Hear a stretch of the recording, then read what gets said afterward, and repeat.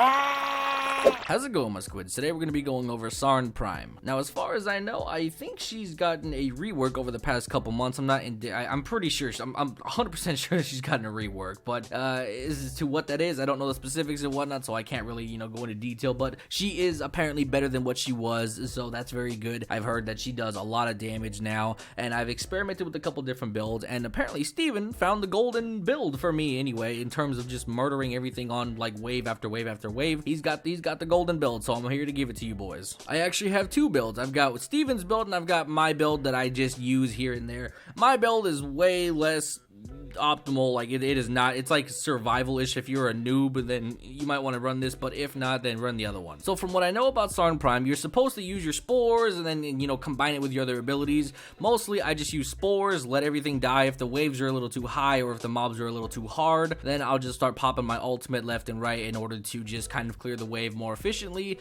And that's how I've been using her. I use her as like a defense just savior. She is really good on Hydron, any defense realistically, any survival. She can clear waves and waves and waves really easily. I highly recommend that you have at least some energy restores, because one of the things you're going to suffer from with these builds in particular is efficiency. Except for my build. My build's got pretty decent efficiency, but Steven's build has like 55 efficiency, so you're really in the red when it comes to Steven's build. But for the most part, the balance here, the difference between Steve's and my build focuses more on survivability, focuses more on just kind of I guess bigger damage to a certain degree. Not really, it's like only like 10% difference, but for the most part, it basically a good balance between efficiency, range, and then strength. But duration is going to suffer, so you're going to be in the red for duration, but the most part, you don't really need to use any of the other abilities, so it's not worth it anyway, so it's fine. Okay, moving on, let's go ahead and get into the builds. So the first build is my personal build that I use occasionally. I don't really use it anymore because Steven's build is honestly far superior. This is more of a newer player build if you don't have some of the mods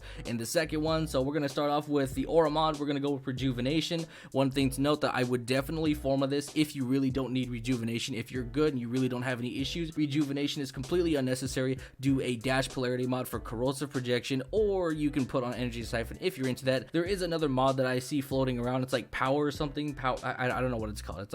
I don't know what it's called, but yeah, I would do a dash polarity mod and go with corrosive or energy siphon. It makes a huge difference and it'll help you with your energy or clearing. So it is what it is. Then we're going into prime flow for the big just energy pool. You want to have as much energy as possible because like I said, when she burns through energy left and right, you're going to be constantly casting these forwards, you're going to be constantly casting your ultimate and any of your other abilities that you decide to use. You're going to be going through energy left and right, so you're going to want to have at least a decent energy pool. And she has one of the largest energy pools in the game and a whopping like what, 750? Yeah, 750. So it's pretty huge, so you might as well just go all the way and do it up. Then we've got vitality just for health reasons. If you guys are finding yourself soloing or you're dying too much, which with Saryn really you should never be dying a lot realistically. It may take some practice or whatnot to get used to using her abilities, which I don't, she's pretty brain dead, but whatever. So if you guys want to run vitality, you can. Don't really need it. It's not something that's optimal. I definitely wouldn't recommend it, but it's there if you guys like having health. I know some people enjoy health.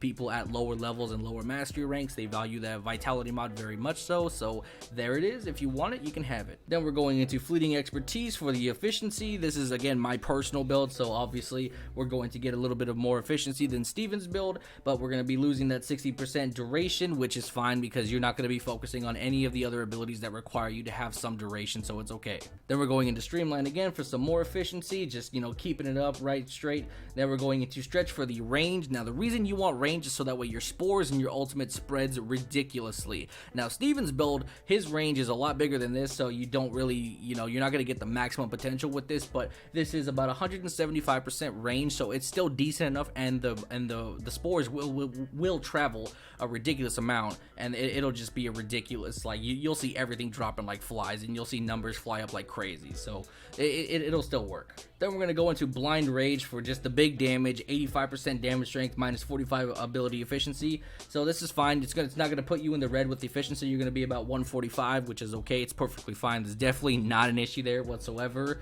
And then we're going to go into Intensify for just, you know, again, big damage, 30% damage strength. And then we're going into Augur Reach, which, no, I feel like this mod is underrated. I know there's like a passive and whatnot to this, but I mean, come on, it's really good. You don't necessarily get the set bonus, right? You're obviously not going to get the set bonus, but I mean, the 30 ability range, like that's pretty huge, and I highly recommend that over like any other mod that, you know, fits there. I mean, obviously you can put like something that makes more sense if you have it, but I mean, for like having an extra 7 like whatever mod slots, Augur Reach, pretty good, and it leaves some room if you have an Exilis adapter. You can put it up there, put on Power Drift, and you're good to go. Now we're moving on to Steven's build, which essentially is kind of the same thing, but we swapped out a couple things. So we got Prime Continuity on there, we've got Transient Fortitude, and Overextend, and that's what we have on there. So as you guys can see on the charts there, we've got 201% strength, which is, you know, it's not bad. Like I said, my build is only 10% stronger, and that's not a huge difference realistically. Like this, Steve, where his lacks in a little bit more strength, it makes up for in the range. So pretty much 265 range that covers the whole area in Hydron, so you'll be murdering everything by standing still. Now as you guys notice, with this build there's a bit more duration, so that's very nice, because if you decide to use your like melee ability or whatever to enhance it with corrosion or whatever, then you're gonna have a bit more time on the clock to use that. So it's gonna be pretty nice to have that, at least, you know, so you can get that explosion effect with Saryn. Now you do lose a bit of efficiency, and by a bit I mean you literally lose a shit ton. And it's pretty bad. So that's why the energy restores are very key with her. As long as you have energy, you will be able to use her at her maximum potential and do a lot of damage. But for the most part, this is it, guys. You really don't need much else. Just side notes again, if you guys want to make any changes, highly recommend swapping out the Aura mod for a Dash Polarity for Energy Siphon and Corrosive Projection, or not Energy Projection, what the fuck? Energy Siphon and Corrosive Projection. I think I said it right. No, I didn't say it right. I don't know what I'm saying. I'm gonna sign out for this video, guys. Anyway, thank you guys for watching. I'll talk to you guys in the next video. Peace. Good luck out there.